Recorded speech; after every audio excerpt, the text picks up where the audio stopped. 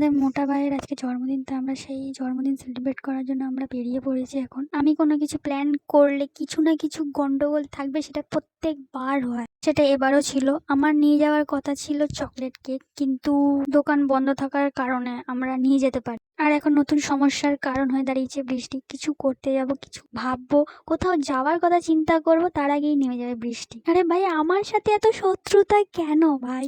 যাই হোক, ভূতনাথ যেতে যেতে আমাদের বৃষ্টিটা হালকা থেমেও গেছে। আমরা দেখতে দেখতে ভূতনাথ পৌঁছেও গেছি। পৌঁছে আমরা কেক কিনে নিয়ে আজকে আমার মা আমাকে হঠাৎ জিজ্ঞেস করছে, তোর কোনো কিছুরই দরকার পড়লে বা কোনো কিছু হলেই তুই ভূতনাথ কেন যাস? আমাদের বন্ধুরা কোথাও যাওয়ার কথা চিন্তা হলে আমরা ভূতনাথ যাই। তাই মা জিজ্ঞেস করে, শুধু ভূতনাথ যাস কেন? মাকে কি করে বোঝাবে এবার যে ভূতনাথ যাওয়ার মধ্যে একটা আলাদা শান্তি হয়? একটু আগে বৃষ্টি হলো আর এখন রোদ্দুর উঠে গেছে, শুরু হয়ে গেছে। এবার আমাদের বার্থডে বয় চলে এসছে, আমাদের সাদা ফর্সা মোটা ভাই। তারপর আমরা সবাই মিলে ও দিদির বাড়ি চলে যাই। ও দিদির বাড়িতে একটা ছোটখাটো সেলিব্রেট হয়, সেখানে কেক টেক কাটা হলো।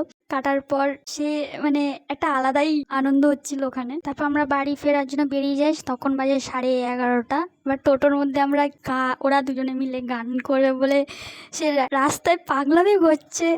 আমি ভাবছি টোটোওয়ালা কি ভাবছে। আজকে এতটুকুই। নেক্সট ব্লগ খুব তাড়াতাড়ি আসছে, কেমন লাগলে জানিও।